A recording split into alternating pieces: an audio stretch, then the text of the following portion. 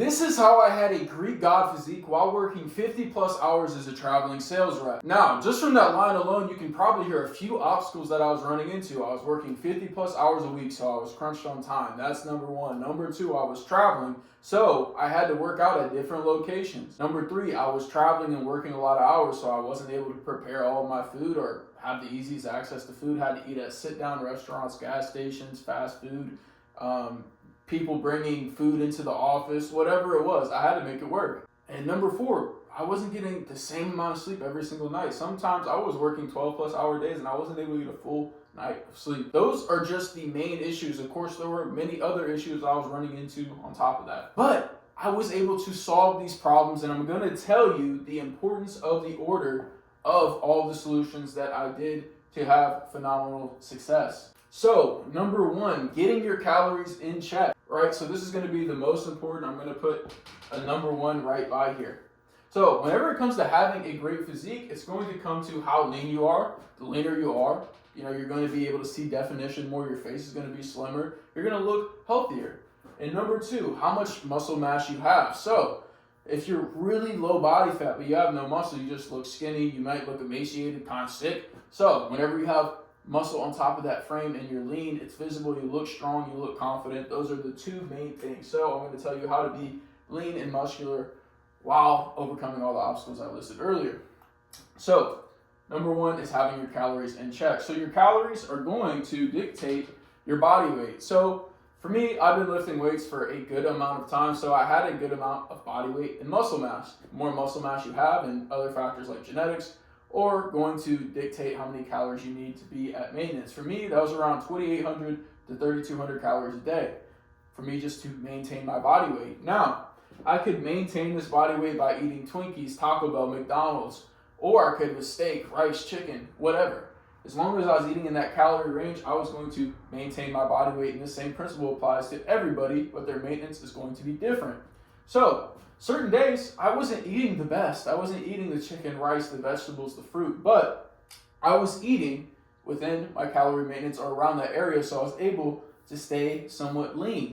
The second most important thing, put a number two right by here, is lifting weights. Lifting weights is the stimulus for muscle growth. So no matter how good you eat, your body isn't going to say, let me grow muscle until you lift weights close to failure. That sends a signal to your brain that says, I need to grow. There's no amount of food that tells your body, I need to grow. That just gives you the fuel necessary to grow that muscle. So, calories is going to dictate your body weight. If you're not lifting weights and eating at my maintenance, for example, I would be losing muscle over time and gaining fat and staying at that exact same body weight. So, it's super important that I'm lifting weights to build muscle or maintain muscle while maintaining that body weight, or if you need to lose body fat, losing body fat so you can get lean, see your abs, see muscle definition. So the way that you're going to do this, which I made a huge error in the past, I was misinformed, right?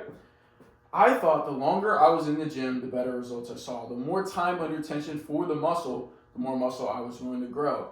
The better the pump I got in the gym, the more muscle I was going to grow. The more sets I did in the gym, the more muscle I was going to grow. This is simply not true. These have all been proven wrong. They have no effect on muscle growth, right? So the most important things whenever it comes to building muscle, or the most important thing, is training close to failure. The last 5 reps approaching muscular failure is where you cannot do another full rep. That is where all the muscle growth takes place. So all the sets where you're not going to failure, short rest times, getting a pump, it means absolutely nothing. So you can do 1 set a week to failure per body part and you're going to grow muscle, right? So high intensity training is huge. Training to failure compared to doing endless amounts of sets, trying to get a pump in the gym. I was in the gym 6 to 10 hours a week before this job doing all the wrong stuff. Now I do high intensity training. I'm in the gym 2 to 3 hours a week and I see better results than I did then. I'm getting stronger faster. I'm getting muscle faster. Now, to shorten your workouts even more, you want to train full body workouts. The reason why this is, whenever you train a muscle more frequently, it has more opportunities to grow. Also, when your muscle has more opportunities to grow, you can train shorter workouts and get better results. The science right now is saying 7 to 9 sets, 1 time a week per muscle. does not get as good of a result as if you were to do one set 3 different times in a week. So, as long as you're training a muscle 3 times a week-ish, which can only be done with an upper lower split or full body workouts, which is why I recommend full body workouts. So, training muscle 3 times every 7 to 9 days, do 1 to 2 sets each muscle. You're going to see phenomenal progress. You're going to see huge strength increases, and you're going to see increases in muscle size. People are going to be coming up to you saying, wow, you're filling out your shirt differently, you're looking better, this, that, the other. Now, you might be wondering, well, you're traveling. How are you doing this? How are you finding places to work out? So, I found a gym that has multiple locations. For my location, I'm in the Midwest. Club Fitness has a lot of locations where I'm from. So, I made sure I had the membership that allowed me to go to different locations. Now, you might not have a Club Fitness in your area, but Planet Fitness has lots of locations. Anytime Fitness has a good amount of locations as well. So if you pick a gym that has multiple locations, that's going to be great for you. Now, you might be in a rare situation to where you don't have that. Doing body weight exercises or home workout exercises is going to be great. You might be thinking, well, Planet Fitness, they only have machines. It doesn't matter. That's a myth that free weights grow more muscle than machines. As long as you're taking your muscle close to failure, no matter what the exercise is, you're going to grow muscle. So you can do that with push-ups. You can do that with curls. You can do that with a machine press, whatever it is. As long as you're taking the muscle close to failure, whether that's at home, at a Planet Fitness, at a bodybuilding gym, you're going to be growing muscle. I've had clients that only do home workouts, and when they started, they weren't able to do push-ups very well, but now they're doing handstand push-ups within 2 to 3 months. Some of my clients, they only work out from home. Some of my clients, they travel, so I give them travel programs. No matter what it is, as long as they're taking this muscle to failure, which is lifting with high intensity, and they're training frequently, around 3 times every 7 to 9 days, they're growing muscle. Number 3 is protein. So I'm going to tell you guys what body composition is, right? Somebody could be 200 pounds, one person's 15% body fat, the other person's 10% body fat. When you hit your protein goal, you're going to have a better body composition. So if somebody's eating 2,000 calories with 0 grams of protein, the person that's eating 2,000 calories that has 150 grams of protein, for example, is going to have a better body composition. They're going to be leaner at that body weight, leaner eating that same amount of calories. Now, this only goes up to a certain point, and that point is about 0.7 grams per pound of body weight. Now, I can't give you an exact number, and the reason why that is people will give a protein recommendation based off of your body weight. This actually doesn't matter at all. It's based off of your lean body mass. It's based off of how much muscle you need as how much protein you need, not how much body weight you have. So somebody that's 200 pounds, that's 50% body fat, they need less protein than somebody that's 200 pounds and 5% body fat. So a good recommendation for most people don't need 1 gram per pound of protein per pound of body weight, and this allows them to enjoy their food more whenever they have less protein. They can have more bread, pasta, carbs, fruit, pizza, whatever they want, right? Because whenever you have a super high protein diet, it feels like all you're eating is meat, chicken, and fish. You can see results like that. You can eat more than 0.7 grams of protein. I'm just saying you don't need to. You're really not going to see better results after that unless you're in a really steep calorie deficit or you're entering a bodybuilding show and you're in the final weeks. That's when you need more protein than this. But most cases, you only need about this much protein. And yeah, so the most important thing I'm going to walk you through again, making sure your calories are in check. As long as you're not eating in a maintenance, you're not going to be gaining weight. To make sure you're putting on muscle, you have to be lifting weights with a high intensity. And if you want to grow muscle even faster, do it at a higher frequency. Number 3, protein. You want to be eating at least 0.7 grams per pound of body weight. You might need even less if you're really at a high body fat percentage, but this is nice to go by around 0.7 grams per pound of body weight for protein. Next is going to be sleep, right? So 7+ hours of sleep. If you can get 8+ hours of sleep, that's great. A lot of it is going to come down to scheduling, right? And we all know straight through night of sleep is going to be better than 6 hours of sleep and a 1-hour nap because you go through all your sleep cycles, right? But you might not be able to do that. So just make sure you're trying to get at least 7 hours of sleep. If you're hitting a nap, if you have to, whatever it is, And the reason why this is it's going to help you with your appetite. When you get a full night of sleep, you're not super hungry. You're not craving all that junk food, because when you're tired, when you're tired from not getting a full night of sleep, your body's saying, "Oh, I'm tired. I need more energy. Let me eat food."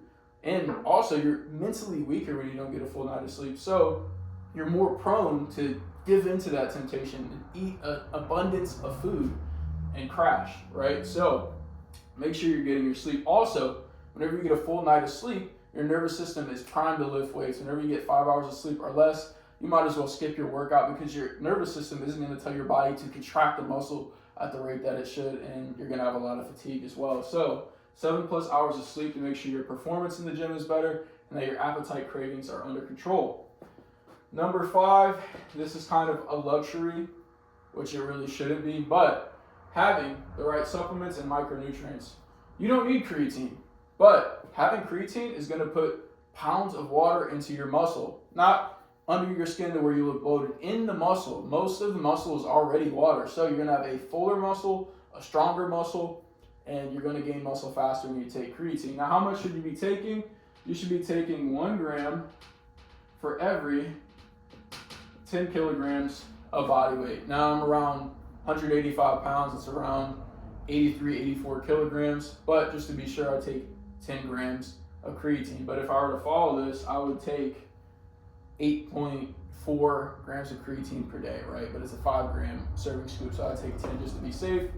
I don't recommend creatine loading. You take a lot more creatine just to get the effect of creatine about 3 days sooner. So it takes about 18 to 21 days for creatine to store up and actually get its full usage. Now, vitamin D3, if you're not working in the sun, you likely need to supplement with vitamin D3. This is going to be great for your hormones, your mental health, and your energy levels. The amount that you're going to take is going to be differing based off of your age, body weight, and other variables of that nature, how much sunlight you're getting. But this is great. And you may need more supplements than this. These are just the 2 staples that I'm going to recommend right here, is creatine and vitamin D3. Now, as far as micronutrients go, this isn't really going to affect your body weight or body composition very much, maybe in the long term. But whenever you have micronutrients, you're going to feel better, you're going to perform better, you're going to think better, right? So have 1 cup of a juice or a fruit every day and 1 cup of veggies. If you're able to do this, it's optional, but it's going to make you feel better, perform better, think clearer, all that sort of stuff, maybe even sleep better. So get your supplements right that you need, which in reality, if you have a balanced diet, you don't need supplements except, let's say you're not getting sunlight, then you need vitamin D3. So yeah, 1 cup of juice or fruit and 1 cup of veggies. You can have more as well if you really would like. So this is the order of most importance to least to have a great physique, no matter how much you're traveling, how much you're working, whatever your situation is. Make sure your calories are in check. You're eating at maintenance if you're maintaining body weight. If you want to lose body weight, then you're eating in a deficit. Number 2, you're lifting weights. This is going to make sure that you're at least maintaining muscle or putting on muscle. So you're going to be doing this with high intensity training close to failure, and doing this at a higher frequency to get the most bang for your buck and shorten your workout. So 3 times every 7 to 9 days. Number 3 is going to be protein. This is going to help your body composition. So if you're eating the same amount of calories, right, 2,800, but on one diet you're having lower protein, in the other you're having higher protein, right around 0.7 grams or maybe higher, you're going to be leaner on the 2,800 grams of protein at the higher protein diet. Number 4 is sleep. This is going to control your appetite, make sure you're recovering better, and also boost your performance in the gym and at work. Number 5 is going to be micronutrients and supplements. So this is going to help you perform better in the gym, feel better, think better, and also help with recovery. So if you follow these principles, you're going to look like a Greek god over time, no matter what your situation is, or just improve your physique, period, feel better, look better, perform better. Let's go.